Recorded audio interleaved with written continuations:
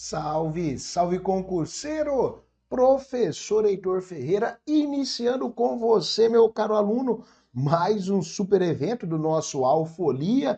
Hoje vamos aqui de atualidades, né? Muito boa noite, ou muito bom dia, ou muito boa madrugada para você que nos acompanha neste super evento de atualidades. Vamos começar a trabalhar, né?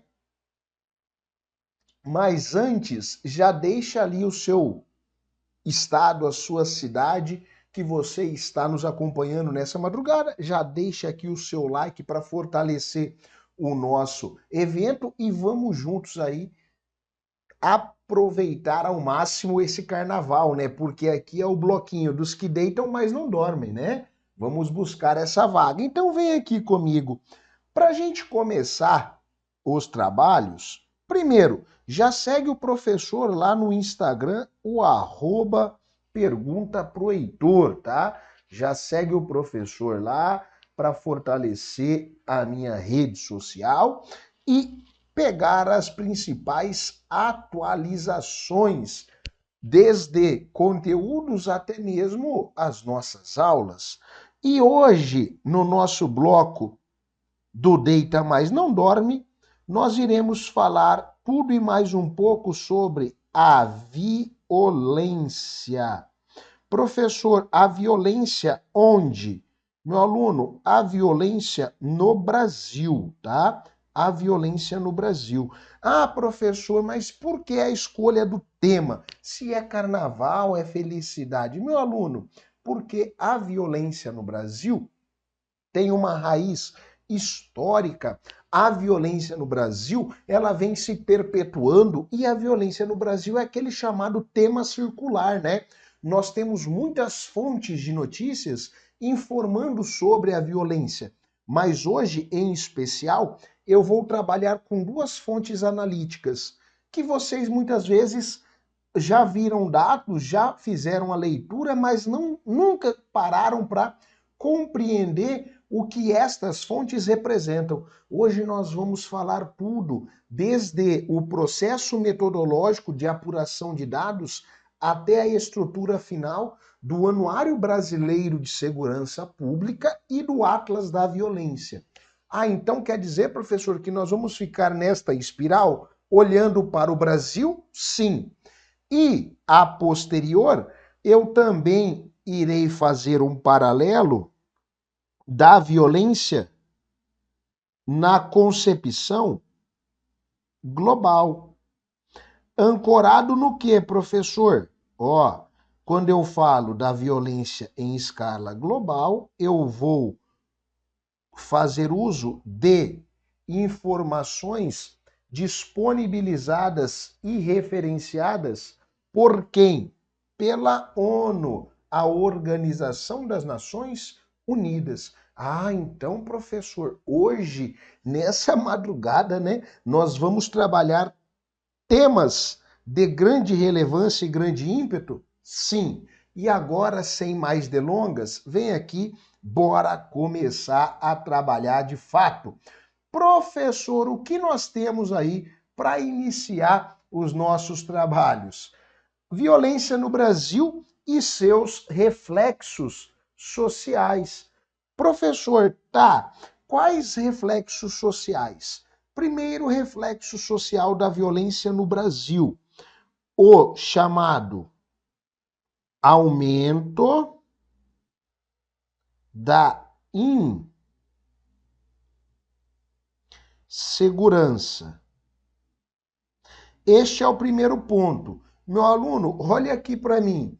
A insegurança no Brasil, ela vem ganhando uma proporção tão grande que nós estamos vendo a escalada da construção do quê? Das chamadas cidades de muro. Que isso, professor? O que são cidades de muro? Cidades de muro refletem ao que nós chamamos de edificação de condomínios, edificação de residenciais fechados. Nós temos aí uma autora brasileira, a Teresa Pires, tá? Caldeira, que tem uma obra chamada Cidades de Muro, Crime, Segregação e Cidadania em São Paulo, mas isso se aplica a todo o país. A Teresa Pires do Rio Caldeira vai fazer uma análise muito sistêmica da insegurança do cidadão. E aí o que acontece? Nós conseguimos entender uma problemática. Qual problemática? A questão das cidades de muro refere-se ao que eu prefiro pagar mais caro para morar em um condomínio que tem uma segurança privada, tendo aí uma métrica. Ah, eu estou pagando por uma segurança que eu já pago nos meus tributos, nos meus impostos. Afinal de contas, está na Constituição, o artigo 144 traz essa primazia, né? A segurança é direito de todos e dever do Estado. Quando eu adentro a este perfil de insegurança e eu vejo uma parcela populacional indo morar em um condomínio, pagando, né, mais e tendo uma segurança privada como base, eu percebo que existe um problema que é histórico e é estrutural. Segunda premissa, quando eu falo da violência no Brasil, eu preciso fazer um adendo. A violência no Brasil, ela vem matando, ela vem gerando danos no que nós chamamos de juventude perdida. Esta juventude perdida, eu estou falando de jovens entre 15 e 29 anos, tá? O Fórum Brasileiro de Segurança Pública, por meios do nosso Atlas da Violência, destaca que os adolescentes e jovens no Brasil estão sendo vítimas de homicídio. Então, uma grande parcela de jovens em nosso país está configurando o que o Atlas da Violência chama de geração perdida. Eles estão sendo mortos vítimas de homicídio, oriundos do quê? De rivalidade entre facções, oriundo de conflitos sociais. Nossa, professor, sério? Sério. Terceiro elemento, quando eu penso na espiral da violência e seus reflexos sociais, eu preciso necessariamente falar do quê? Olha só, esta violência no Brasil vem gerando impactos socioeconômicos. Como assim, professor? Meu aluno, olha aqui para mim. Quando a violência se orquestra, se estabelece numa região X, Y ou Z de nosso país, o que vai acontecer? Uma parcela populacional vai se afastando desta região. Então eu não vou ter investimentos, eu não vou ter ímpeto socioeconômico em várias regiões. Ah, por quê? Porque a violência se faz presente. E aí a ausência de investimentos faz com que a população que reside naquela localidade precise consumir produtos e coisas que eu não compro por escolha, mas eu compro por proximidade. E aí eu acabo fazendo uma escolha extremamente pela ausência de comparação. Sério, professor? Sério. Sem contar a questão de falta de emprego em várias regiões, né?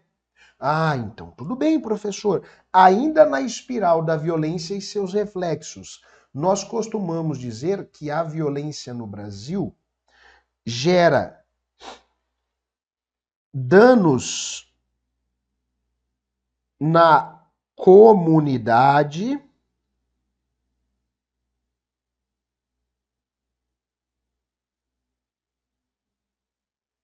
internacional. Professor, como assim danos na comunidade internacional? Meu aluno, olha aqui para mim. O esteio da violência presente em nosso país, obviamente, traz impactos na comunidade internacional que poderia investir em nosso país. Como professor? Olha aqui para mim. Suponhamos que você, meu aluno, é dono de uma rede gigantesca, de uma multinacional, e você quer colocar um polo no Brasil, certo?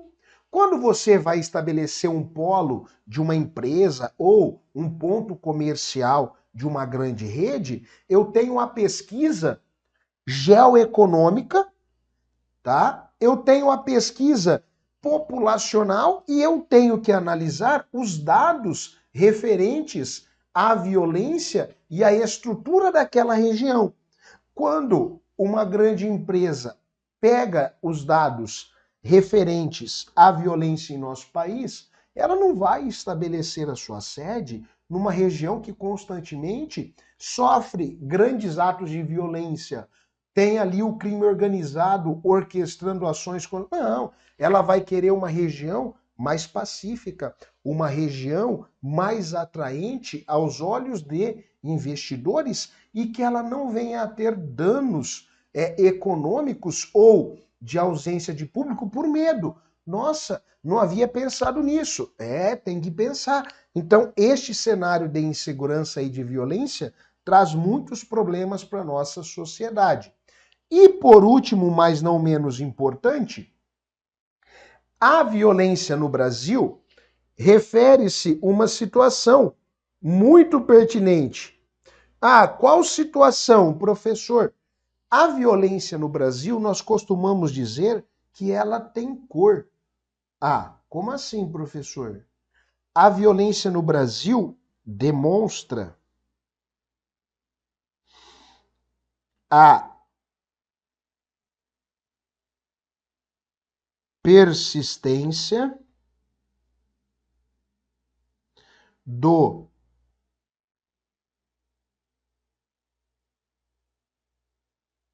racismo. Professor, como assim a persistência do racismo? Meu aluno, quando a gente olha para o nosso Atlas da Violência e analisa o tipo de pessoas que são assassinadas no Brasil entre 2009 e 2019, né, que é a métrica metodológica do Atlas, 77% das vítimas de homicídio no Brasil são negras. Então, eu tenho um racismo muito presente. Mas a maioria da população brasileira é pardo-negra, tá? Uma maioria pequeníssima. Eu vou ter aí algo em torno de pouco mais de 50%. Mas 77% dos homicídios são de negros. Professor, a chance de um negro ser assassinado no Brasil, então, é muito maior do que a de um branco? Ou a de um não negro? Sim, é 2,6 vezes maior. Nossa, professor, que isso? Sério? Sério. Precisamos pensar nisso, né? Precisamos. Então, professor, a violência no Brasil traz reflexos grandiosos? Sim. E agora, meu caro, vem aqui comigo. Mas primeiro, né? Aquele cafezinho, né? Uma hora dessa aqui, trabalhando com você no nosso bloquinho de carnaval, né? Deita, mas não dorme. Vamos ficar acordado, meu aluno. Deixe o seu like. Já compartilhe o evento aí, né? E vamos juntos.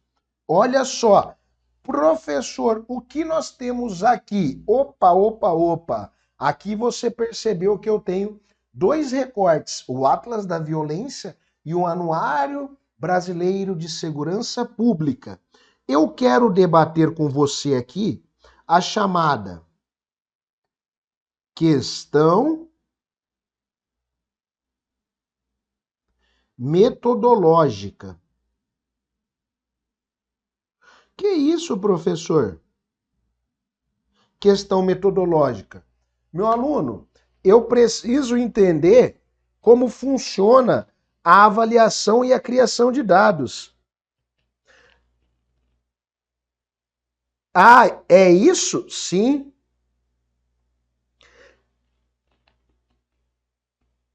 Por quê? eu tenho uma métrica diferenciada. Ah, qual métrica diferenciada, professor? O Atlas da Violência trabalha com um recorte temporal com 2 anos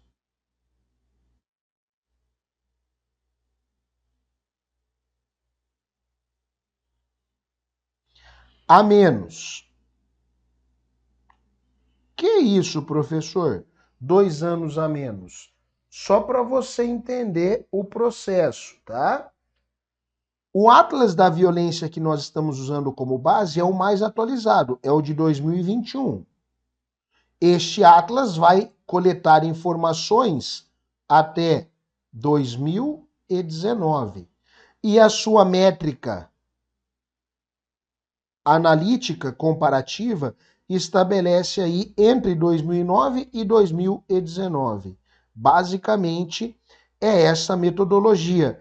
Ah, então, professor, quer dizer que quando eu pegar o Atlas da Violência, ele vai dar diferença do anuário? Meu aluno, olha aqui para mim. Sim, ele vai ter diferenças.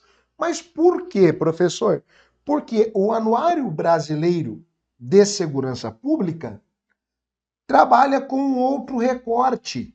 Ah, tá. Então, a questão metodológica refere-se a um recorte analítico de geração e criação de dados? Sim. Ah, beleza então, professor. E qual é o recorte? Vem aqui. O Anuário Brasileiro de Segurança Pública, na sua base metodológica, ele vai trabalhar com qual perspectiva? Deixe-me colocar aqui para você, tá? O nosso anuário, ele trabalha com apenas um ano a menos. Professor, apenas com um ano a menos? Sim. Então, eu trabalho em 2021 com dados referentes a 2020. E aí, eu preciso necessariamente fazer um apontamento que é essencial. Qual? No ano de 2020 em nosso país, eu tenho já a incidência do quê? Da pandemia. Então, a amostragem de dados na espiral de violência, na espiral de mudanças sociais, torna-se diferente, né? Porque nós já tínhamos aqui as métricas de distanciamento e isolamento social.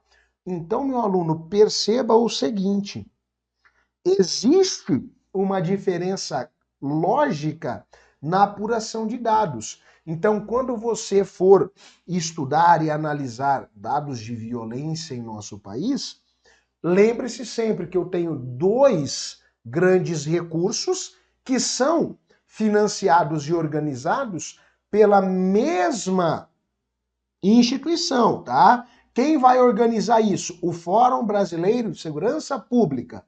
Quem financia? O Fundo Nacional de Segurança Pública. Mas eu tenho metodologias analíticas diferentes. Então, se você não estiver atento a esta duplicidade, você vai se complicar bastante. Ah, professor, então vou ficar atento nisso aí, hein? Tem que ficar, meu aluno. Se você não ficar muito atento neste processo de mudança metodológica, você pode errar questões, você pode se complicar muito ao fazer uma referência no corpo do seu texto. E nós não queremos isso. Então, ó, muita atenção neste processo transitório. Tranquilo até aqui, né, meu caro? Madrugada muito produtiva, bloquinho forte na rua. Vamos dar sequência? Deixe-me fazer 2 apontamentos para depois evoluirmos, né? Professor, quais apontamentos? Primeiro apontamento, eu tenho aqui o FBSP, o Fórum Brasileiro de Segurança Pública, mais o FNSP, o Fundo Nacional de Segurança Pública. O fórum organiza e faz as pesquisas, o fundo libera verbas. Ah, é, professor? Sim. Então perceba, tanto no Atlas da Violência quanto no anuário, eu tenho a mesma filosofia analítica. O que muda nessa questão metodológica? O chamado recorte temporal. Aqui eu trabalho na espiral entre 2009 e 2019, agora em 2022, entre 2010 e 2020.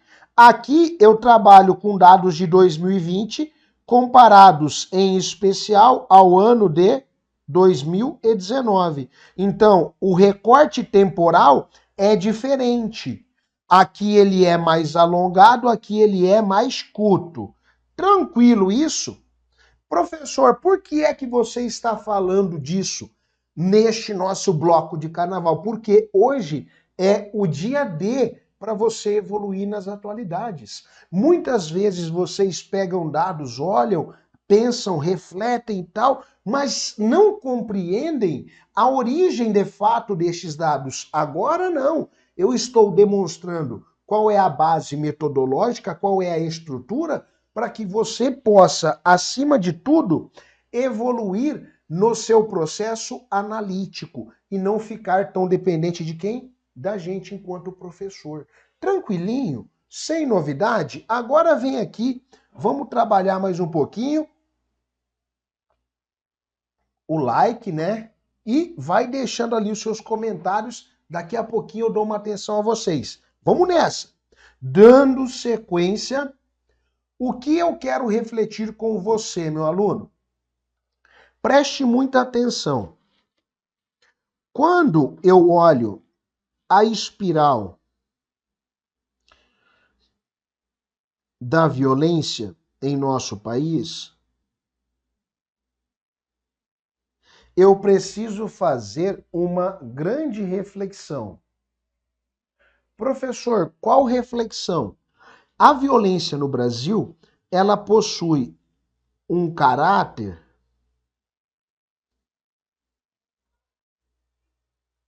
histórico.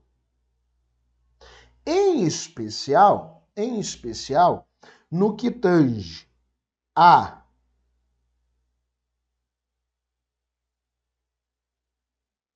violência contra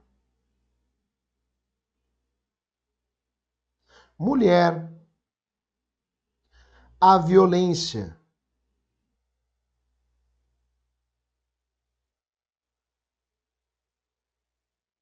contra negros e índios. Professor, por que você demarca este caráter histórico? Porque esta tipologia de violência, ela é oriunda da colonização.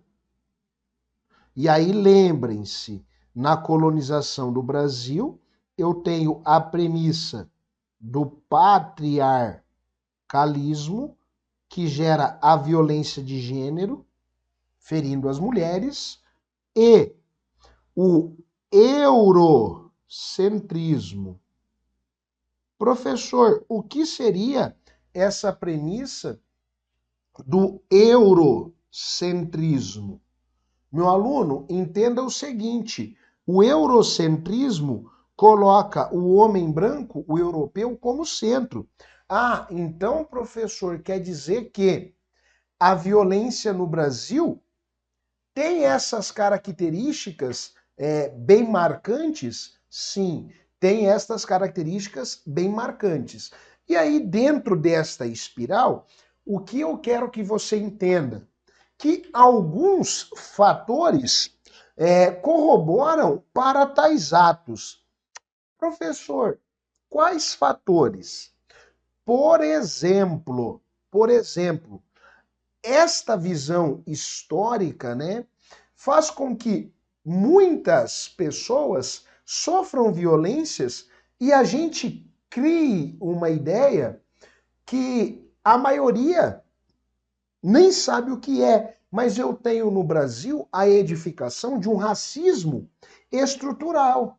Que isso, professor? O racismo estrutural é a formalização de um conjunto de práticas institucionais, históricas, culturais e interpessoais dentro de uma sociedade que frequentemente coloca um grupo social ou ético em uma posição melhor para ter sucesso e, ao mesmo tempo, prejudica outros grupos de modo consistente e constante.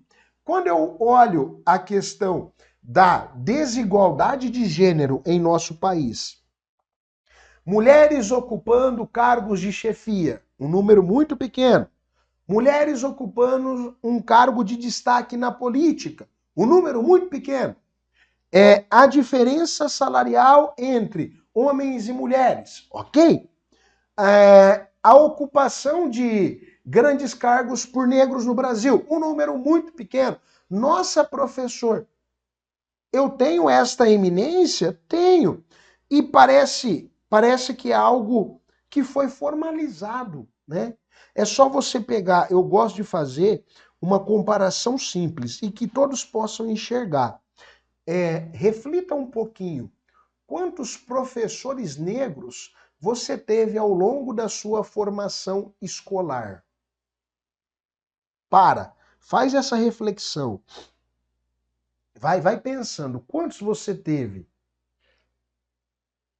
E aí, você consegue apontar para mim? Foi 1, 2, 3, 10? Quantos? Aí você começa a pensar. Aí eu faço uma outra pergunta. Quantos funcionários negros ou pardos você viu ao longo da sua jornada na sua escola, no seu colégio? Para pensar. Aí a gente começa a pensar que, de fato, existe uma disparidade, né? É evidente. Por isso que nós temos as políticas de cotas étnicas em nosso país, né?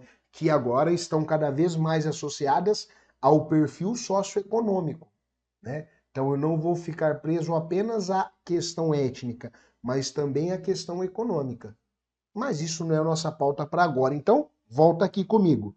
Olha só. Então, professor, nós temos esse caráter histórico. Temos. Este caráter histórico é responsável por trazer à tona o que nós chamamos de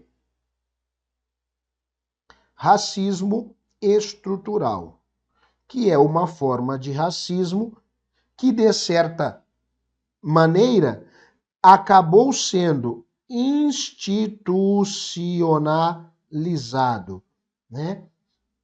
E acontece porque houve uma banalização nessa eminência. Ok, professor. E aí, tudo isso está ancorado a este processo aqui em grande parcela. Então, a nossa formação histórica colonial, né, que tem esse viés patriarcal, que tem esse viés do homem como grande expoente, ele vai se perpetuando. E aí eu vou fazer mais um apontamento, né? É só analisarmos o perfil de mulheres no mercado de trabalho no Brasil hoje, pensando em 2022 já, né? Professor, por que nós tivemos um declínio do trabalho formal feminino nos últimos 2 anos, 2020 e 2021? Por conta da pandemia, medidas de isolamento e distanciamento social, escolas, creches sendo fechadas, houve a necessidade de se fazer uma escolha. Ou o pai ou a mãe precisaria necessariamente deixar de trabalhar fora de casa para cuidar da família. E aí, adivinhe, a maioria dos casos, não estou dizendo todos, mas a maioria, quem acabou abrindo mão do trabalho formal extra casa foi quem?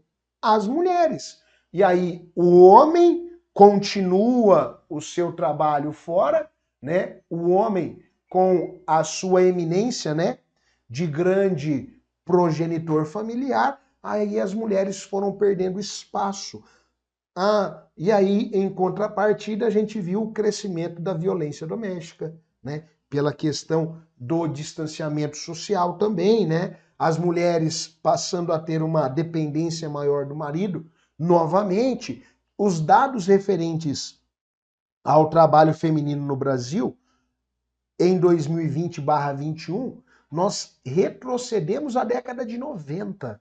Então, uma conquista por espaço de mais de 30 anos se perdeu em pouco mais de um ano, numa pandemia, 2 anos de pandemia.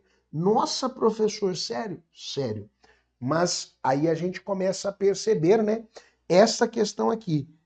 Nós não falamos muitas vezes, mas acontece em quase todos os lugares e a gente é muito permissivo, tá?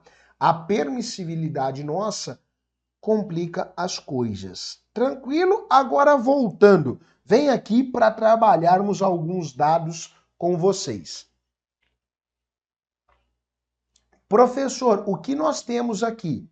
Dados referentes à natureza da ação violenta, segundo a OMS, tá? Professor, sério isso? Sério. E aí, o que eu quero destacar? A OMS é um braço da ONU. Ou seja, se a OMS é um braço da ONU, eu estou referindo-me à natureza da ação violenta em escala global. Professor, quer dizer então que a violência atinge a tudo e a todos? Sim, só que existe uma diferença. Qual? A violência está presente em todo mundo, mas eu tenho métricas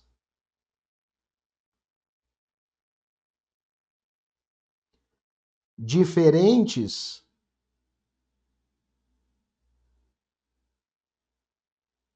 entre países, tá? E aí, nós não vamos ser iludidos. Estas métricas diferentes entre países têm uma explicação na geopolítica. Como assim, professor? Deixe-me fazer um apontamento a você, tá? Estas métricas diferentes têm uma explicação no que nós chamamos de nova regionalização. Esta nova regionalização refere-se ao que, professor, em especial? Esta nova regionalização é pós-Guerra Fria. E aí, obviamente, na nova regionalização, que é geográfica, olha aqui para mim, os países subdesenvolvidos, né? No caso, todos os países que ficaram na escala geográfica hemisferial ao sul, são subdesenvolvidos. Em países subdesenvolvidos, a escalada de violência é maior. E por que em países desenvolvidos é menor, professor? Aí é dado lógico. Eles são desenvolvidos. Eu tenho uma estrutura, eu tenho uma equidade maior, eu tenho menos problemas econômicos, a fome assola menos. Tá. Então eu tenho uma desigualdade menor, professor? Sim. E estes processos, obviamente, tornam-se essenciais para se entender a escalada de violência. Ok, professor, já estou a tempo. Agora, vamos aqui Há o que a ONU destaca, por vias da OMS, a Organização Mundial da Saúde. Tipificação da ação violência: abuso físico, abuso psicológico, o abuso sexual, o abandono, a negligência. Aí eu preciso fazer aqui um destaque importante nesta negligência. Professor, qual destaque? Preste muita atenção. Quando eu penso nessa negligência, eu vou pensar em idosos, eu vou pensar em crianças e a privação de cuidados. Professor, a natureza da ação violenta, né, segundo a Organização Mundial de Saúde, eu consigo ver estes 6 itens no Brasil?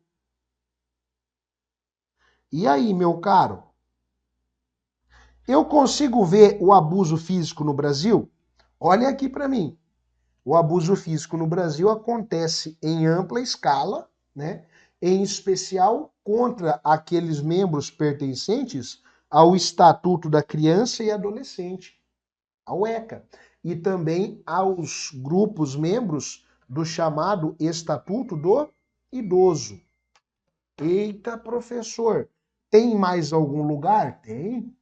Aquele grupo que encontra-se na situação análoga à escravidão, que no Brasil, infelizmente, vem acontecendo com certa recorrência. Ok, professor.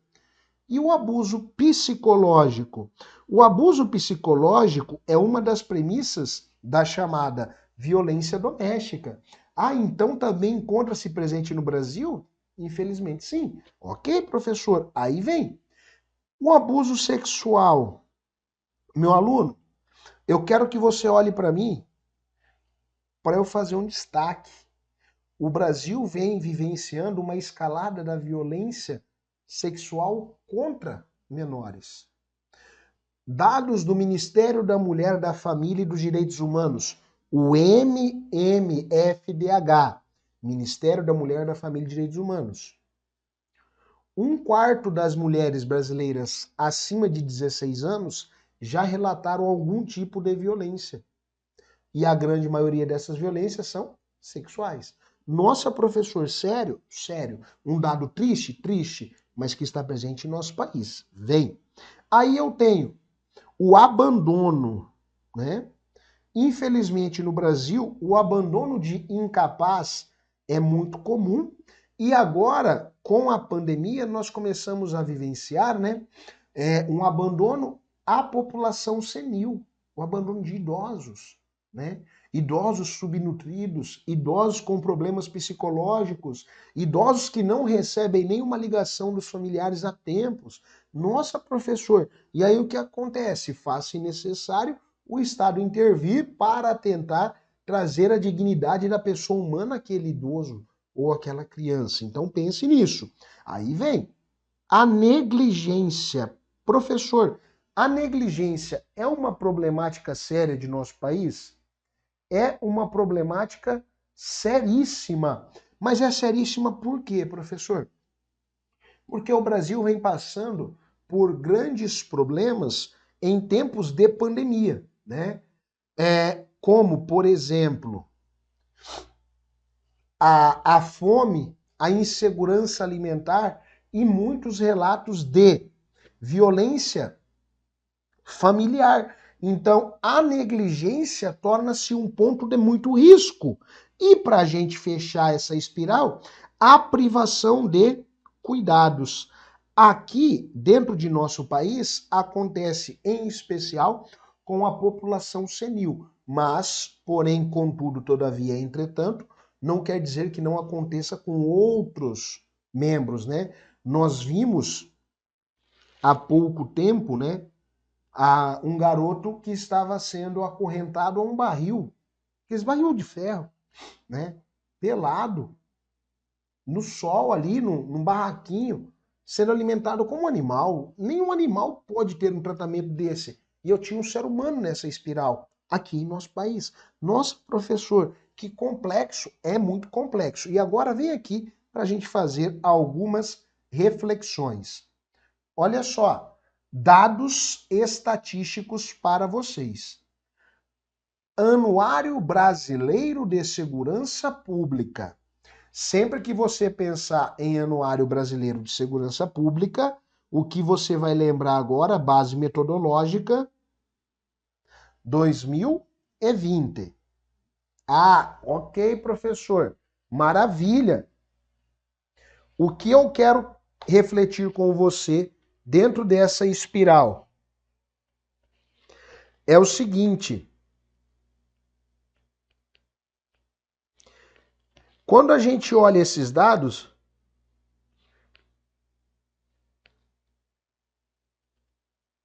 a gente começa a pensar. Pensar o quê, professor? Vocês percebem que existe uma eminência clara? Qual eminência? Eu vou por partes. Ó, 78% das mortes violentas intencionais foram com emprego de arma de fogo. Então, vamos fracionar esta análise. Ó, o Brasil vivenciou o quê? Um processo de crescimento das mortes violentas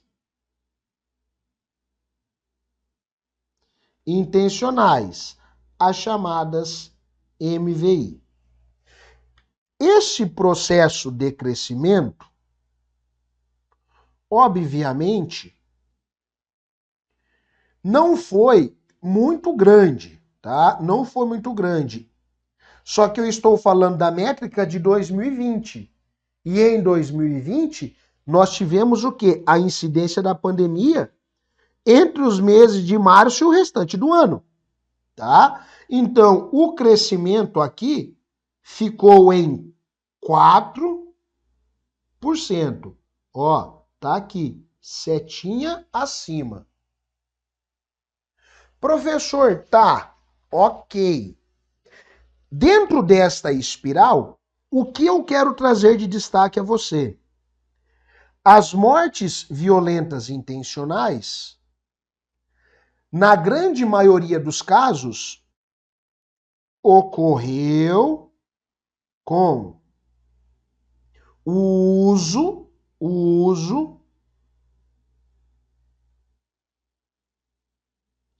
de armas de fogo. Professor, o que é que você quer refletir com a gente sobre o uso de armas de fogo? Preste muita atenção.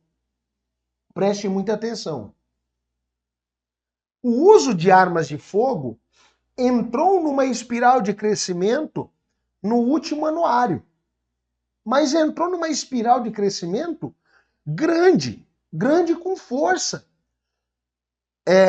Inclusive, no nosso anuário, o anuário traz a seguinte premissa: liberou geral.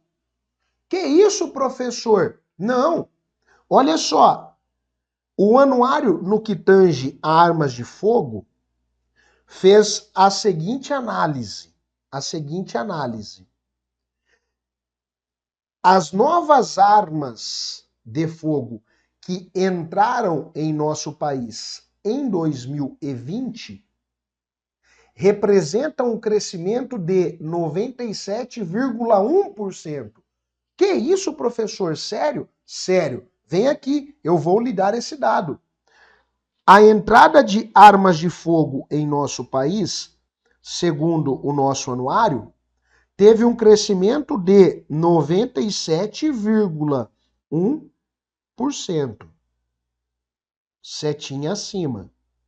Esta métrica, lembrando, refere-se ao ano de 2020. E aí, obviamente, quando eu observo que as mortes violentas intencionais, 78% delas foi com o uso de armas de fogo, a gente começa a se preocupar sim ou não? Claro que sim, né? E aí eu faço um adendo. Aqui ninguém é inocente, tá? Este aumento de 97,1% refere-se a 186.071 novas armas em 2020, seguindo o que? O SINAR. Ah, professor, quer dizer então que o nosso anuário refere-se apenas ao Sistema Nacional de Armas da Polícia Federal? Sim, eu estou falando aqui apenas das armas que entraram em nosso país de forma lícita.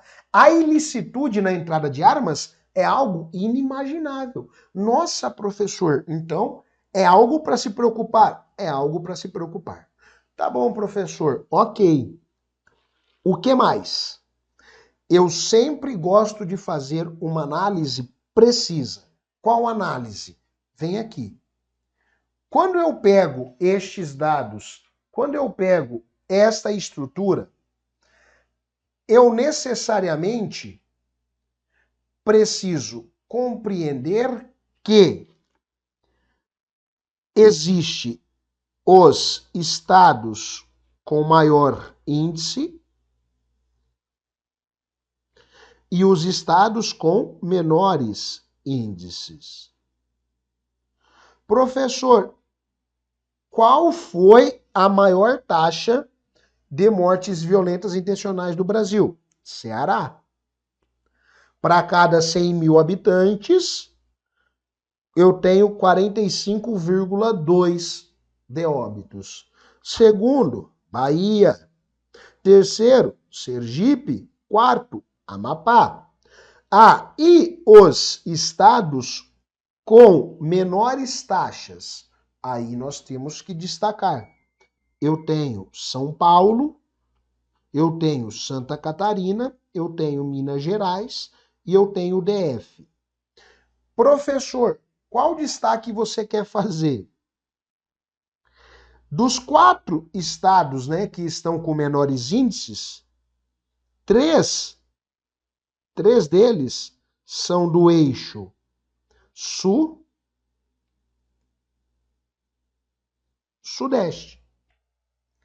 E o que isso significa, professor? Que nós temos um fluxo mudancista da violência em nosso país, né? Hoje, a expansão do crime organizado para a região norte, para a região nordeste, para boa parte da região centro-oeste, a criação de novas facções, né? Como a FDN, a Família do Norte, que é presente ali no estado do Amazonas, mas que também está ramificando para outros estados do norte, como Rondônia. Nossa, professor, então existe uma mudança? Existe uma mudança. E ela é muito clara. Tá bom, professor, beleza. Então, eu já sei que o anuário demonstra para a gente um crescimento no número de mortes violentas intencionais. Tá. Agora eu vou traçar para você o perfil dessas mortes. Vem aqui comigo. Como assim, professor? O anuário, o nosso anuário 2021, ele referencia para a gente o perfil das pessoas que foram vítimas destas mortes violentas intencionais. Tá bom, professor? Então você vai fazer o que agora? Eu vou traçar com você o perfil das vítimas. Tá. E como vai ficar isso, professor? Eu tenho 3 métricas analíticas. A primeira métrica, 91,3% das mortes são do quê?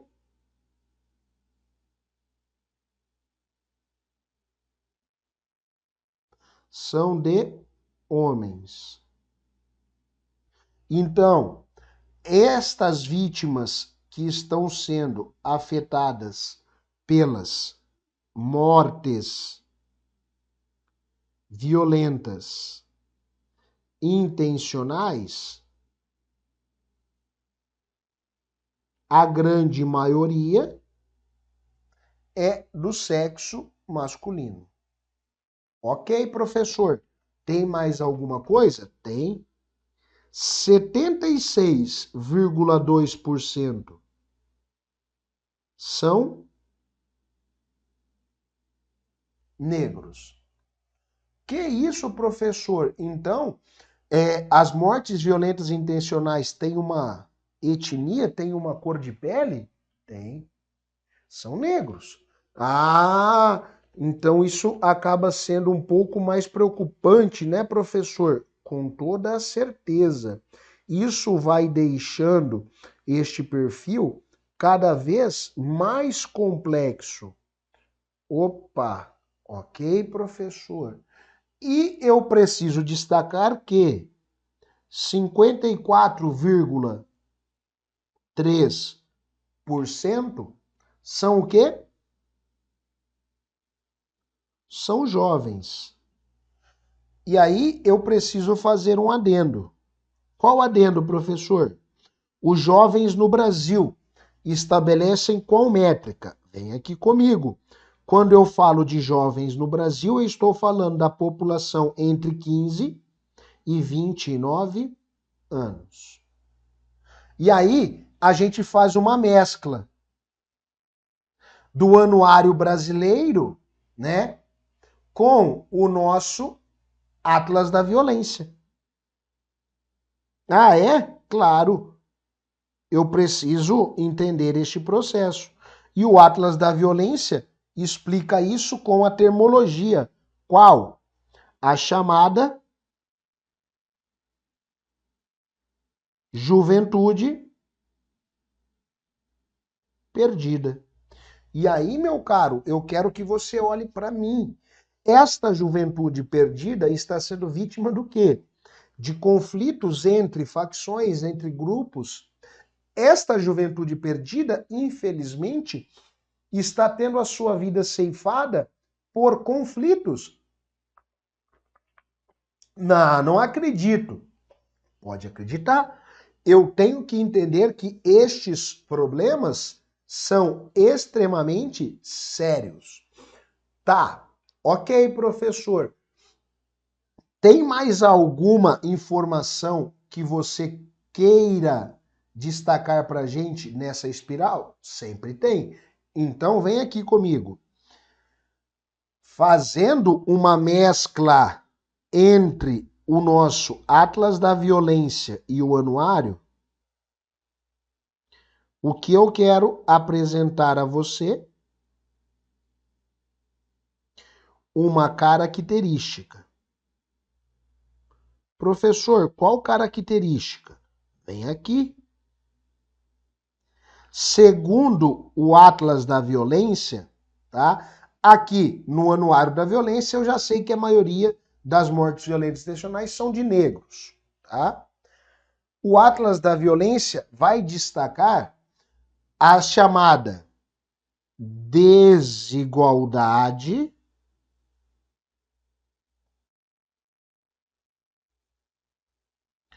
racial. Por quê, professor? Segundo o Atlas da Violência, 77%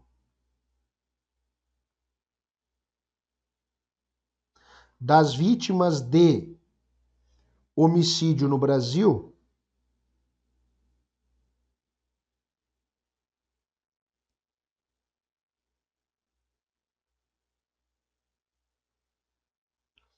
são negras. Então, professor, o que isso significa? De forma bem clara, né? Tanto no Anuário Brasileiro de Segurança Pública, quanto no Atlas da Violência, as mortes por homicídio e mortes violentas intencionais, vão ter os negros como o perfil que mais morre. Nossa, professor, não havia pensado nisso. E aí a gente reflete de novo e chega naquela eminência, né, da existência do quê? Do racismo estrutural dentro de nosso país. Ah, mas eu não acredito que tenha não, professor. E não é questão de acreditar, é questão de análise de dados, né? Os dados revelam esta eminência. Caramba, professor, que loucura isso, né? É algo bem complexo, mas que nós precisamos levar em consideração, né? Nós precisamos lembrar que existe uma problemática e que nós temos que lidar com ela, né? Não adianta a gente fechar os olhos. Eu preciso tentar resolver o meu problema, né? Que é um problema grave, que é um problema sério, que é um problema estrutural. Diga-se de passagem. Tranquilo? De buenas? Agora, vem aqui comigo para a gente analisar uma outra tipificação de violência, tão importante quanto, né, a violência que nós abordamos a priori. Ah, professor, beleza. E agora nós vamos falar sobre o quê? Sobre a violência contra meninas e mulheres. Mas por que nós temos que falar desta tipificação de violência, professor? Olha só, o anuário, deixe-me destacar novamente para você, o anuário refere-se a uma análise do ano de 2020, tá? Do ano de 2020. Então, preste muita atenção, né? Alguns dados falam por si. Alguns dados falam por si. Nós tivemos um aumento de 0,7% nos casos de feminicídio. Ok, professor. E aí eu vou vir para a ONU. Por que você vai falar da ONU, professor? Preste muita atenção, tá? Preste muita atenção. A ONU emitiu várias declarações dizendo que a pandemia fez crescer em 30% no mundo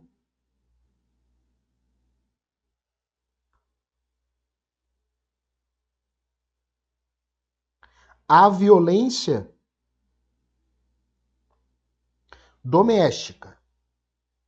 E aí eu preciso fazer um adendo importante para você.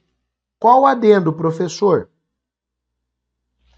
Essa violência doméstica que cresceu, segundo a ONU, ela vai justificar, embora eu não concorde, por qual motivo? Pelo fato das mulheres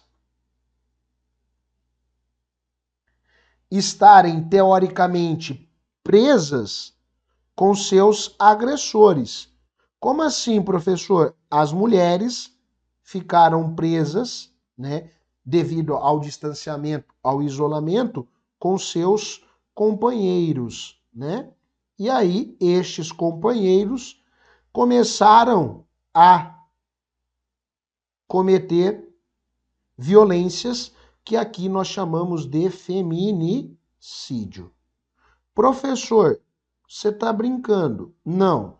Esta explicação foi dada pela ONU em parceria com o quê? Com a OMS, a Organização Mundial da Saúde.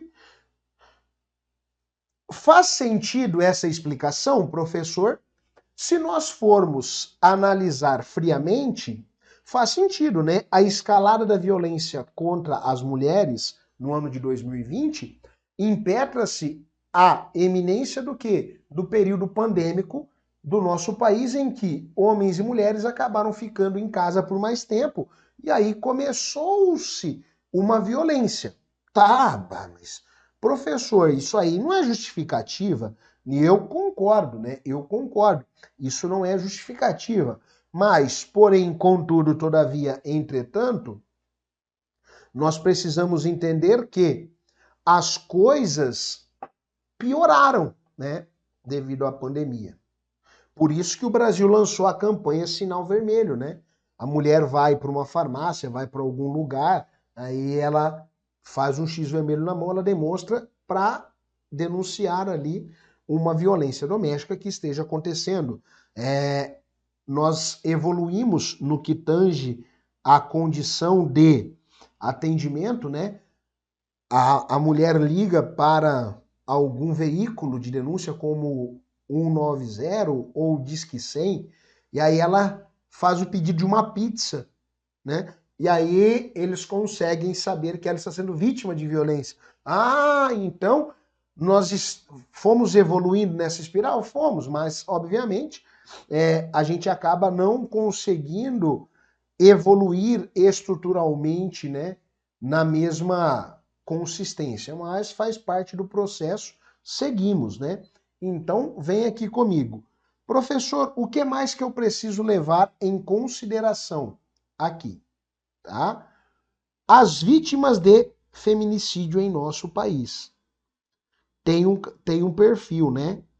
São mulheres entre 18 e 44 anos e 61,8% são negras. Então eu quero fazer uma observação aqui. Professor, qual observação? Olha só.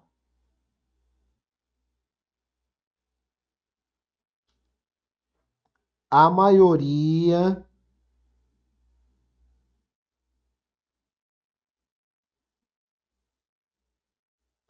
das violências contra mulher foram com mulheres negras. E aí eu faço um adendo. Qual? Não tem classe social. Não tem. A violência contra a mulher acontece desde uma favela, um bairro periférico, como num condomínio. Não tem classe social. O que destaca é que a maioria são negras. Mas, professor, então pode haver uma preeminência base de coisificação da mulher negra em nosso país? Pode, né? Aquela premissa, eu posso fazer o que eu quiser. Infelizmente, não deveria acontecer, mas ainda hoje ocorre, tá? Então vem aqui comigo. Professor, o que mais? Ó, isso aqui para mim é inaceitável. 81,5% das mulheres mortas são por companheiros ou ex-companheiros. Lembrando, né?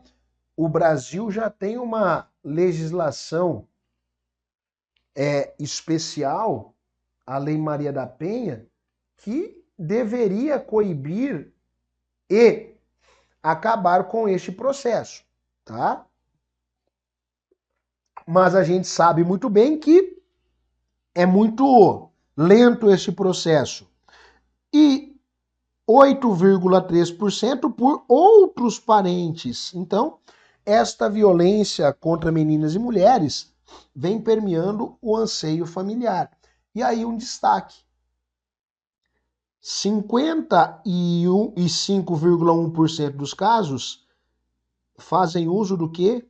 De armas brancas. Ah, então é um crime de ocasião?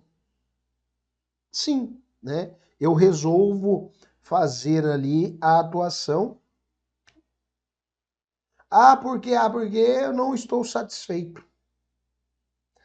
Não tem o mínimo senso, mas acontece em nosso país. É uma triste realidade que todos, eu disse todos nós, devemos lutar contra, tá? Ok, professor, tem mais algum dado para a gente levar em consideração? Opa, tem sim. Vem aqui comigo. Eu quero apresentar a vocês alguns dados bem marcantes, tá? Professor, qual dado?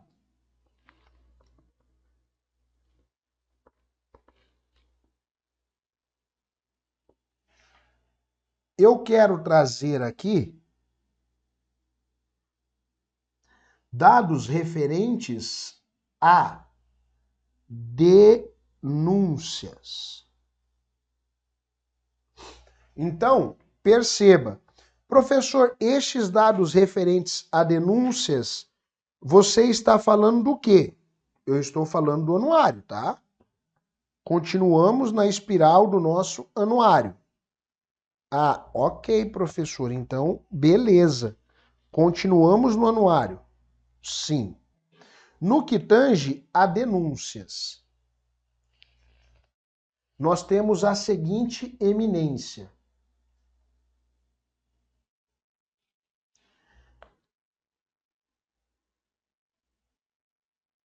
Um chamado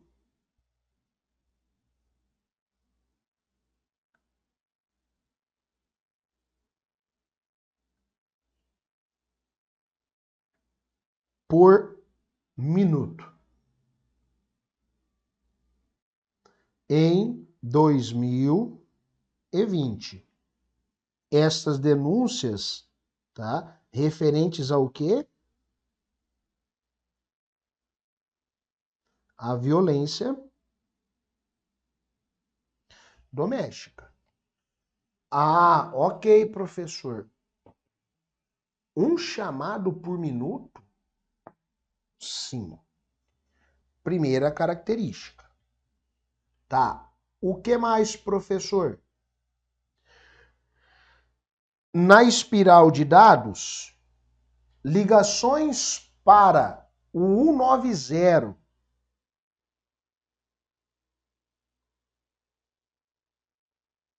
Nós tivemos um crescimento de 16,3%. Setinha acima. O que isso significa em números, professor? Não se assusta não, tá? Embora você deveria se assustar.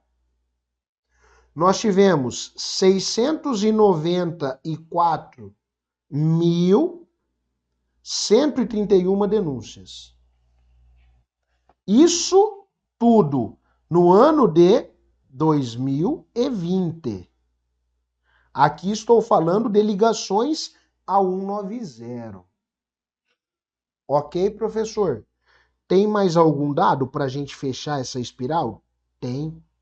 Vocês já devem ter ouvido falar das chamadas medidas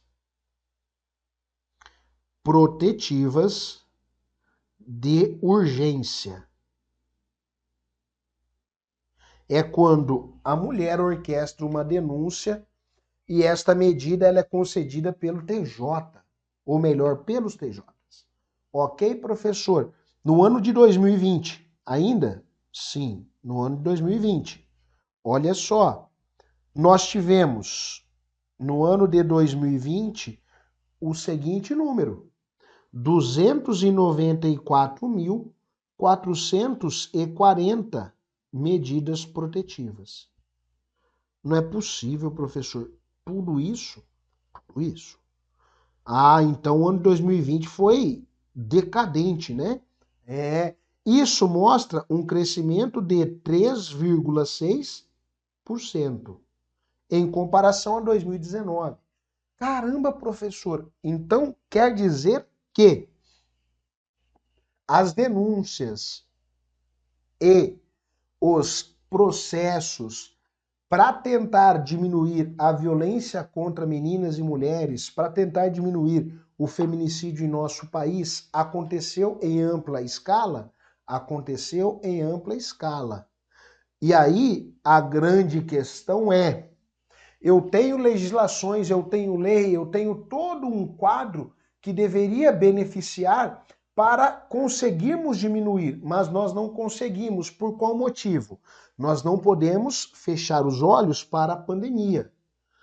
O nosso Anuário Brasileiro de Segurança Pública, ele trabalha com o ano de 2020 já. Então, a pandemia segundo a própria ONU, né, em escala global, aumentou em 30% a violência doméstica. Ah, então, professor, eu tenho que pensar nisso? Eu tenho que pensar nisso.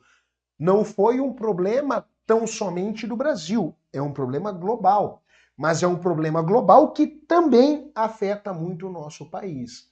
E se afeta o nosso país, nós precisamos pensar, nós precisamos buscar formas e meios para diminuir isso, certo? Tranquilo, meu jovem, sem novidade? Tá acordadão aí, né? Lembrando, aqui a gente deita, mas não dorme, hein? É 24 horas de aula para você. Então, vem comigo, seguindo o bloco.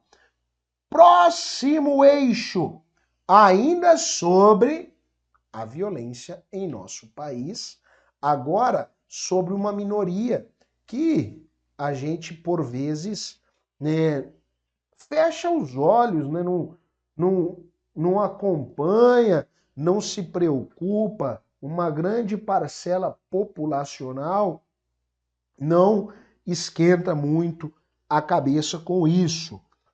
Anuário Brasileiro de Segurança Pública, novamente estou falando do ano de 2020, né? Lembra, o anuário é 2021, mas as informações referem-se ao ano de 2020, tá? A violência contra a população LGBTQI+, nós já podemos inserir aqui LGBTQIA+, tá? Aí eu quero esmiuçar a ideia. Agressões no ano de 2020.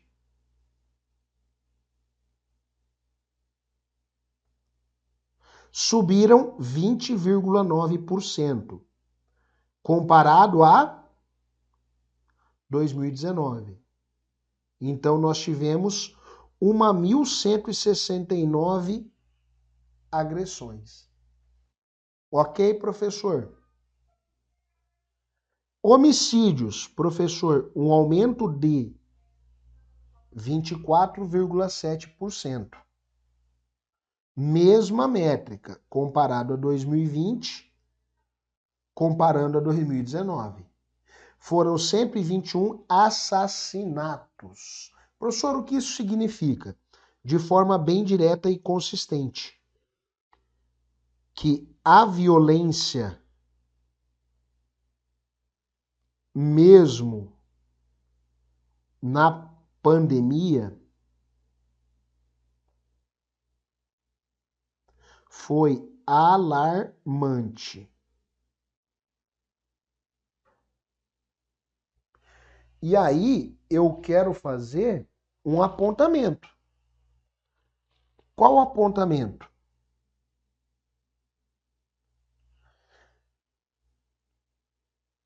O preconceito mais o discurso de ódio, que infelizmente acaba permeando muito esta espiral. Professor, como assim? Meu aluno, olha aqui para mim. O Brasil, né, nos últimos anos, vem observando uma escalada em células neonazistas. Oi? Células neonazistas, células hitleristas, células da Ku Klux Klan, células dos skinheads. O que essas células neonazistas têm como característica? Só para você enxergar, né? Eles começam sempre com um perfil muito masculinizado. Aí eu começo com uma aversão ao feminino e aquela ideia da masculinidade tóxica. Eu tenho a premissa do antissemitismo, eu não gosto de negros, eu tenho ódio sobre isso. Eu tenho um ódio estrutural contra a população LGBTQI a mais. Eu tenho preconceitos contra nordestinos, contra imigrantes. Sério, sério. E isso é preocupante por quê? Só para você entender. De 2019 para 2021, tá? Nós tivemos um crescimento de 270,6% de células neonazistas. Não é possível, professor. É possível. Segundo a antropóloga Adriana Dias da Unicamp, ela que vem fazendo esta análise, ela destaca que a violência contra as minorias vai ficando cada vez mais acentuadas. E aí eu gosto de apontar qual senão, né? Segundo a Adriana Dias, em 2021, tá? Em maio, nós possuíamos ativos no Brasil 530 células neonazistas.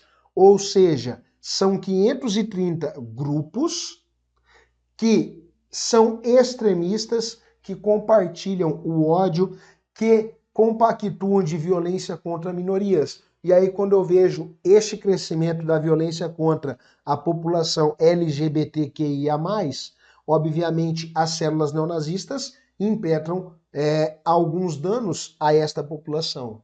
É triste, mas é real. Caramba, professor, tem como você colocar isso? Tem. Olha aqui para mim. Eu vou destacar aqui, ó. Segundo a antropóloga Adriana Dias, que é da Unicamp, tá? Que pesquisa isso, né? Desde 2002, nós tivemos um crescimento de 270,6% das células neonazistas. Este crescimento exponencial aconteceu de quando a quando, professor? Entre janeiro de 2019 a maio de 2021. O Brasil, em maio, possuía 530 células ativas. Caramba, professor, é muita coisa, não? É muita coisa. Se isso não for preocupante, eu já não sei mais o que é, né? Um crescimento desse, meu aluno, é algo assim inimaginável. Porque eu estou compactuando de uma ideologia que matou milhões e milhões de pessoas, né? E aí eu tenho uma característica, essas células neonazistas negam o Holocausto, dizem que não existiu, mas o problema é entender que mesmo em 2020 com a pandemia, nós tivemos um salto exponencial. Para a gente ter um dado comparatório, eu vou apresentar os dados do Atlas da Violência 2021 sobre a população LGBTQIA+. Então, vem aqui comigo, porque nós temos que ter estes dados para averiguar. Estou falando, então, agora do Atlas da Violência, tá? O Atlas da Violência. Dados referentes ao quê? A população LGBTQIA+, tá? Ok, professor. O Atlas da Violência trabalha com qual recorte? Eu vou destacar aqui que é o de 2021 e vou fazer o adendo. Ele trabalha com uma métrica de dados entre 2009 e 2019. Lembra da metodologia. Lembra da metodologia. Existe uma diferença estrutural na análise dos dados. Ah, ok, professor. Às vezes ele varia um pouco? Sim, ele tem variações e é normal, tá? Então, acompanha comigo. Quando eu penso nessa violência contra a população LGBTQIA+, nós tivemos um aumento de 9,8% em comparação a 2018, tá? Aqui, em comparação a 2018, foram 5.330 casos de violência contra homossexuais e bissexuais. Ok, professor? Este aumento de 9,8% em comparação com 2018, tá? Estes dados são pertinentes a 2019. Professor, e a violência aqui contra trans e travestis? Tem este dado também, professor? Tem. Trans mais travestis em nosso país, em comparação com 2018, tá? Foram 3.967 casos de violência. Isso impetra um crescimento de quanto, professor? 5,6%. Mesma base, tá? Em comparação a 2018. Professor, o que isso significa? De forma muito clara e objetiva, tá? Isso significa a seguinte situação. A violência contra a minoria que compõe a população LGBTQIA+, encontra-se em uma espiral de crescimento. E isso é muito sério. Isso é muito prejudicial a esta população, né? Nossa, professor, então, tanto o Anuário Brasileiro de Segurança Pública quanto o Atlas da Violência relatam esta escalada? Sim. E o ponto, estes dados que você está visualizando ainda não são compactuados, não corroboram com os dados do anuário. Então, quando sair o Atlas da Violência 2022, os números irão crescer um pouquinho, infelizmente, porque o ano de 2020 foi muito predatório a essa população de homossexuais, bissexuais, trans e travestis em nosso país. Tranquilo? Então, olha o quanto esta violência se faz presente em várias esferas sociais, né? E aí eu gosto sempre de pensar no quê? Na premissa da dignidade da pessoa humana, dos direitos humanos. Eu tenho que ter uma seguridade. Aí a população LGBTQIA+, você acha que ela está confortável com o atual crescimento dessas violências? Claro que não, né? Ela sabe o risco que ela está correndo. Então é por isso que muitas pessoas que são dessa população vivem com um constante medo. E aí desenvolvem síndromes, como síndrome do pânico, né? Porque sabem que a qualquer momento podem ser vítimas de algum ataque. Ah, mas isso é um absurdo, né, professor? Eu também acho que isso é um absurdo. Mas eu preciso destacar a você que é uma problemática séria que nós precisamos tentar coibir, combater, aniquilar. E isso só será possível se a população entender que este processo ele é predatório, ele é degradante, né, à população. Tranquilo? Então vamos lá? Vem aqui comigo, vamos ver mais alguns dados agora. Professor, agora você vai ampliar um pouquinho o nosso campo analítico? Sim, sim.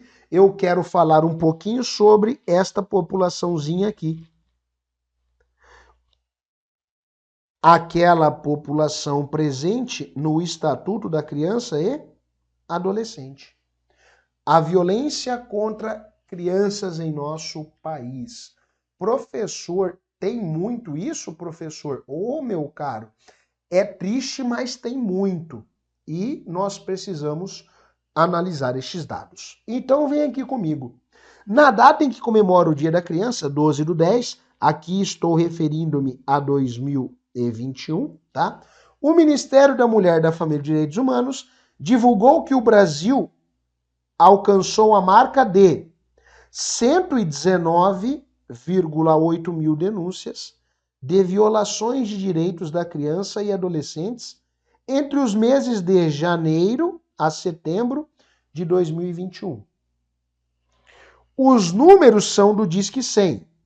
Vale ressaltar que no ano passado inteiro, aí aqui estou referindo-me a dados de 2020, o total de denúncias foi de 153.000,4. Ok. Isso aqui demonstra um problema. Qual? Cerca de 66% dos casos, a agressão ocorre dentro de casa. 79.872. De acordo com o levantamento, a agressão vem principalmente dos pais. 51 mil praticado pela mãe e pouco mais de 20 mil praticado pelo pai. Professor, o que é que você quer trazer de relevante para a gente sobre essa temática a priori? Olha só, eu tenho aqui uma violação de direitos. Esta violação de direitos possui uma característica, né? Qual característica? Que muitas vítimas aqui sofrem violência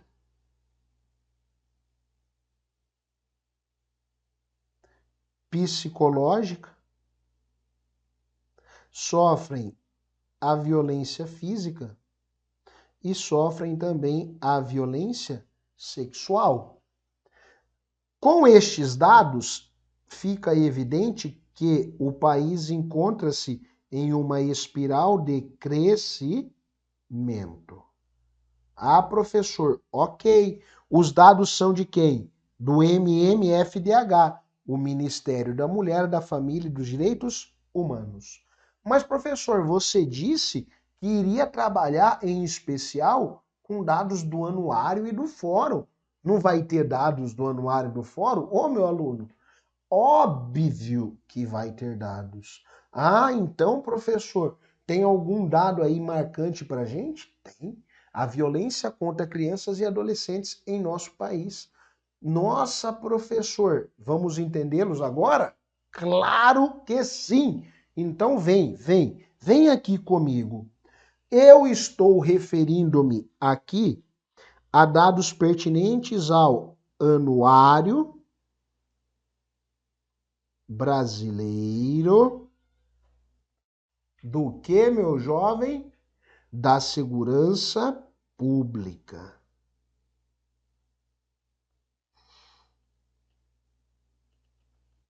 O anuário de 2021.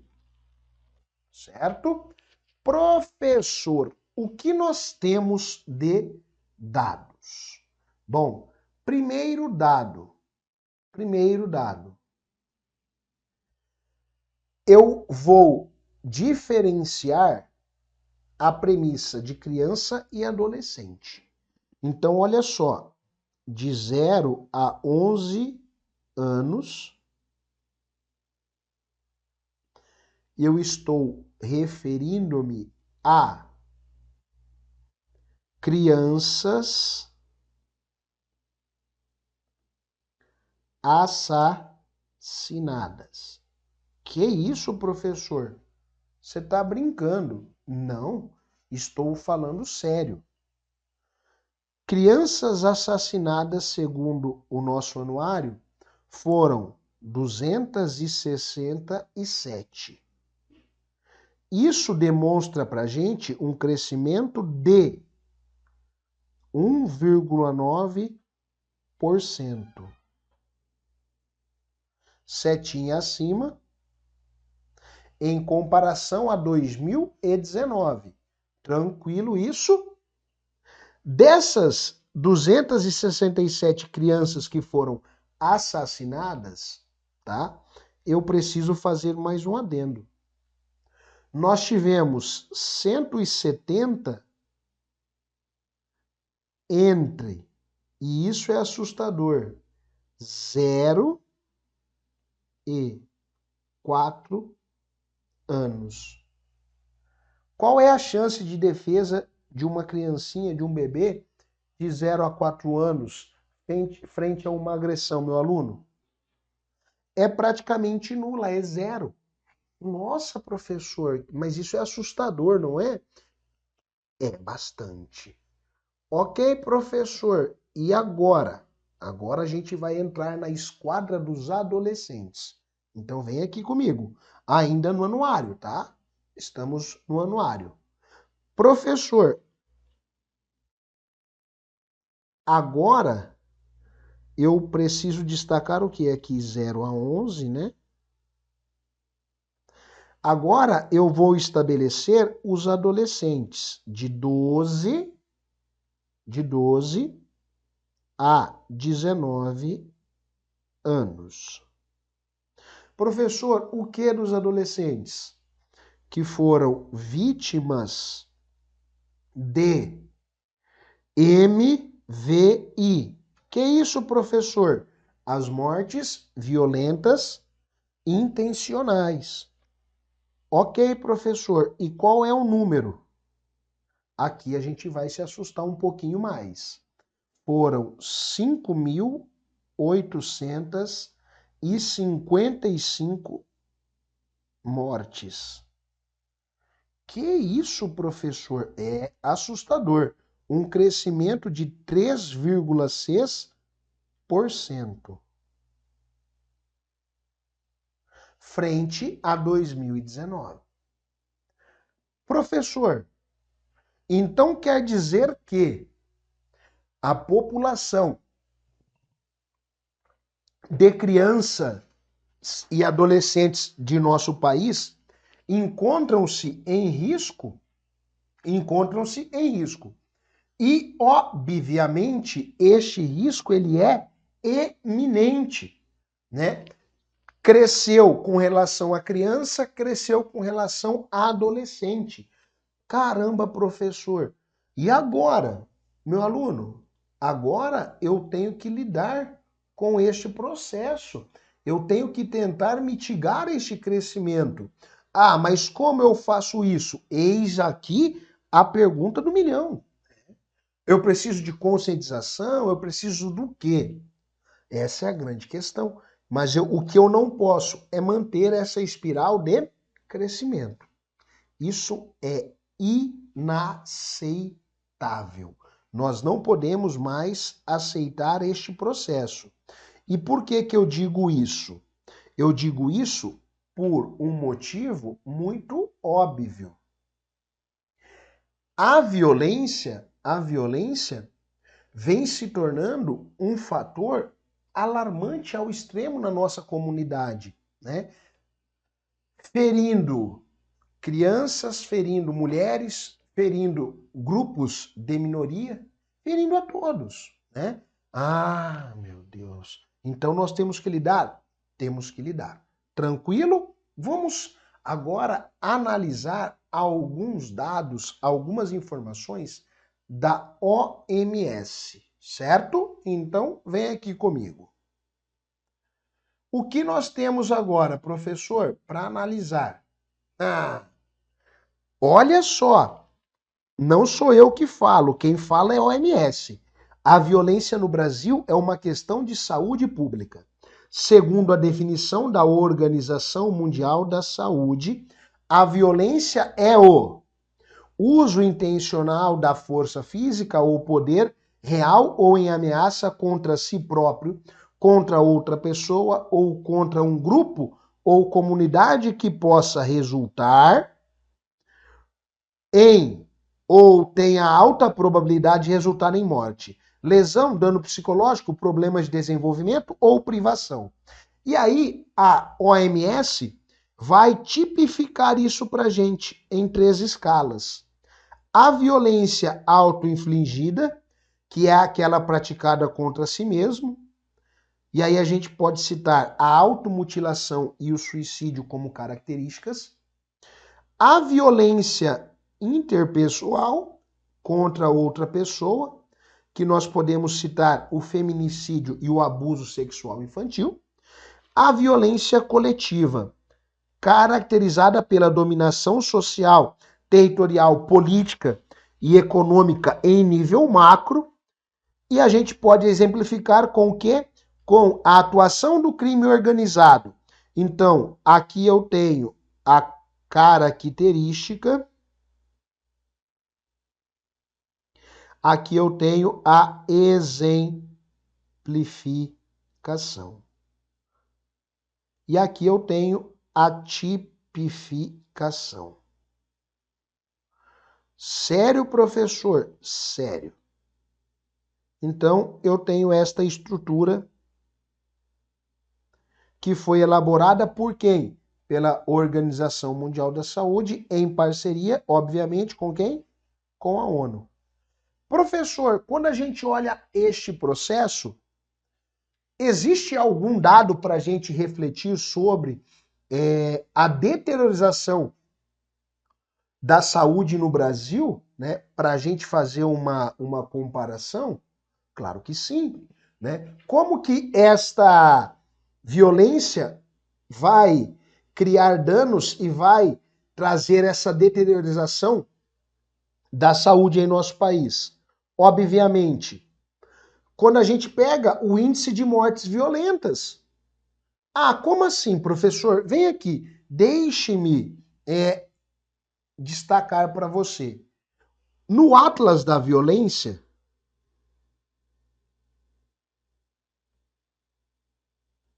como eu disse que usaria sempre estas fontes, vamos para ele, de 2021. Em uma de suas pautas, eu tenho a seguinte nomenclatura: a deteriorização dos dados da saúde. Professor, nessa premissa de deteriorização, o que eu devo destacar? No ano de 2019, nós tivemos, tá? 16.648 casos. Professor, estes casos demonstram o que para a gente em caráter analítico? Um crescimento de 35,2%, setinha acima, ao que nós chamamos de mortes violentas sem indicação de causa. Professor, e isso é preocupante? Claro, porque estas mortes violentas sem indicação de causa vão turvar, vão complicar a nossa análise, os nossos dados sobre a saúde no Brasil. Isso aqui apenas em 2019. Agora eu vou trazer um recorte que o Atlas nos apresentou. Professor, qual recorte? Lembra, o Atlas gosta de trabalhar com dados entre 2009 e 2019. entre 2009 e 2019, nós tivemos 623.439 pessoas assassinadas.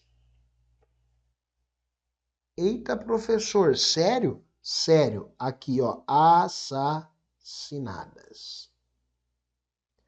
No mesmo recorte, nós podemos destacar 121.457 foram no que nós chamamos de mortes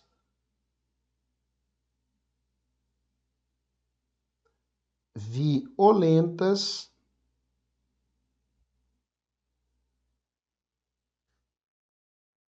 com causa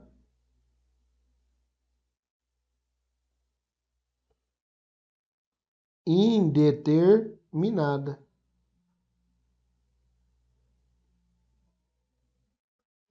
Nossa, professor, então quer dizer que as mortes são em ampla escala, são grandes demais em nosso país? Sim. E é por este fator que nós temos essa iminência do quê? Da deteriorização dos dados da saúde. Eu tenho muitas violências. Professor, mas o homicídio, segundo o mesmo Atlas, né, da violência, qual foi os seus números? Em 2019, os homicídios ficaram na casa de 45.503 casos. Isso representa uma redução, tá? De 22,1% em relação a 2018. Ah, então reduziu o número de homicídios? Reduziu, mas em contrapartida aumentou-se o número do quê? De mortes violentas sem indicação de causa. Então, esta redução de 22,1% no homicídio, quando comparada ao aumento de mortes violentas sem indicação de causa, que foi de 35,2%, ela se autoanulou. Então, a saúde pública e os seus dados vai ficando cada vez mais debilitada. Nossa, professor, que complexo. É muito complexo. Tranquilo? Agora, eu quero trazer um dado global. Lembra que lá no começo do nosso super evento, né, do pessoal que aqui deita, mas não dorme, eu falei que traria alguns dados referentes ao quê? A premissa, a eminência da violência doméstica, né? Em tempos de pandemia. Então, eu quero fazer agora um apontamento sobre a espiral de crescimento da violência doméstica em tempos de pandemia, ancorado na ONU e na OMS, para vocês levarem para sua prova. Então, vem aqui comigo. Deixe-me apresentar um quadro de dados para a gente fazer aí uma análise fina, né? Mas, professor, por que uma análise fina é importante dentro desta espiral? De forma bem conceitual, olha só. 27% das mulheres de 15 a 49 anos sofreram violência doméstica durante a vida. Professor, estamos falando de dados da onde? Da Organização das Nações Unidas, mais da Organização Mundial da Saúde. É ONU, é OMS. Sério, professor? Sério.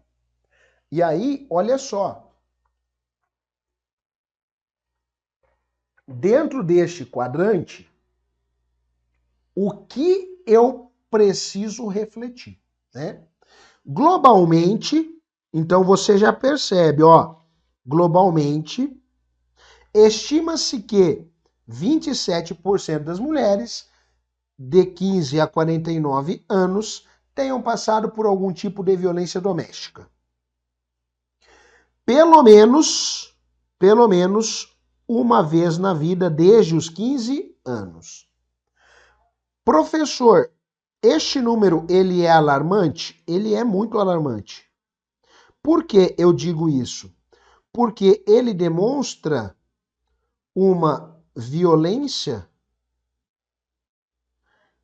em escala global.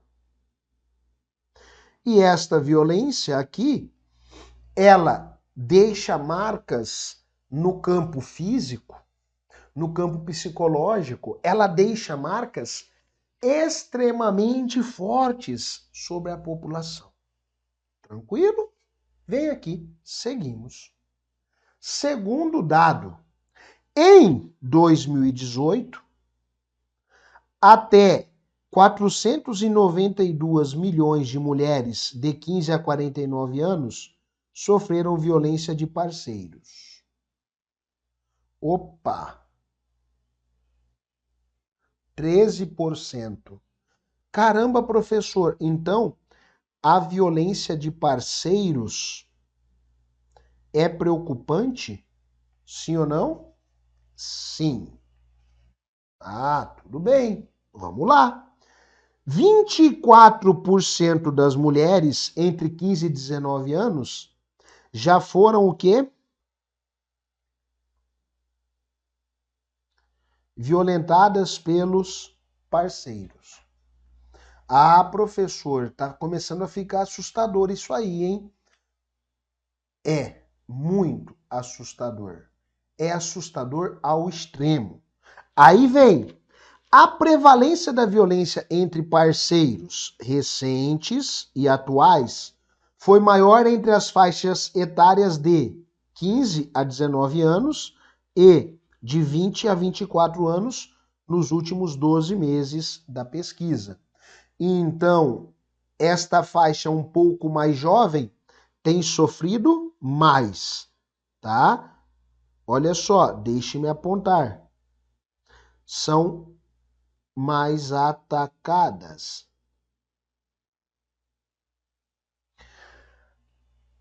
A violência foi maior na Oceania, na África Central Subsaariana, na Ásia Central, na Europa Central. Olha só. Aqui eu tenho as regiões com menores índices. Então eu vou marcar para você em amarelo. Ásia Central, Europa Central. Eu tenho as menores estimativas de violência, tá? E, em contrapartida, na Oceania e na África Central Subsaariana, eu tenho os maiores índices. Caramba, professor, o que mais? Este dado é importante e fundamental. Os países de alta renda apresentam menores prevalências estimadas de violência de parceiros ao longo da vida. E aí a gente volta naquela espiral da chamada nova regionalização, né? Os países mais ricos têm uma incidência menor de violência contra a mulher. Pesquisadores alertam que os números devem ser maiores, já que as estimativas são baseadas nas experiências de mulheres e questão é estigmatizada. Então, estes dados que já são alarmantes por si só, ainda podem ser piores. Caramba, professor, você está brincando? Não, eu estou falando sério. E aí, eu quero, para a gente fechar este super evento do nosso Alfolia, trazer alguns dados sobre o Atlas da Violência referentes à violência contra as mulheres. Então, vem aqui comigo para a gente ver esta demonstração de dados. Para fechar, tá? Atlas da Violência.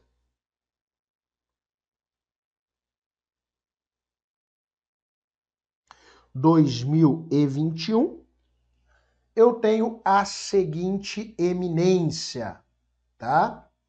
Qual eminência, professor?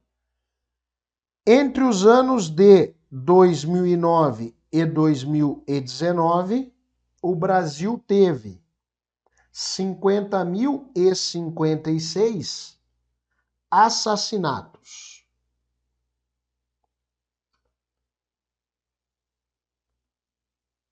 De mulheres, tá? Veja bem, assassinato de mulheres. Opa! Professor, o que nós precisamos destacar, tá? O que nós precisamos destacar? Este número é um número genérico. Agora eu vou apreciar um número relacionado ao homicídio em 2019. Então, olha só, na mesma escala, quando eu olho para 2019 e eu trago a questão referente ao homicídio de mulheres, eu preciso fazer um recorte. O homicídio de mulheres em 2019, 67% eram negras. Então, meu aluno, o que isso nos revela? Que, infelizmente, os negros vêm morrendo muito em nosso país. Sério, professor? Sério. Nossa, professor, que preocupante, né? Meu aluno, novamente eu tenho aquele mesmo esteio, né? A violência no Brasil, ela tem cor. O negro morre muito mais do que o branco.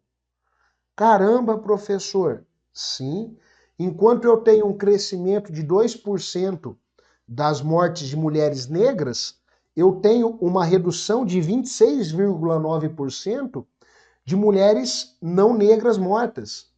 Então quer dizer que a mesma espiral de desigualdade racial e de mortes aplicadas ao homem eu tenho às mulheres, com uma diferença, né? Os homens no Brasil, vítimas de homicídio, 77% são negros, de mulheres 67%. É 10% a menos, mas é um número extremamente alarmante. Nossa, professor, não havia parado para pensar nisso. Nós temos que pensar, tá? E agora eu quero trazer 2 dados para vocês para a gente fechar este super evento. Tá acordado aí, meu aluno? Já toma mais um golinho de café e vamos para cima. Vem aqui. Que números você quer trazer, professor? Eu quero trazer a... Não. Deixe-me mudar aqui, né? Deixe-me pegar a canetinha. E eu quero destacar os homicídios de mulheres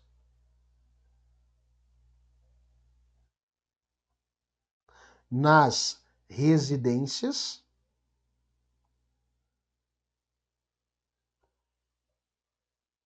e eu quero destacar o percentual de homicídios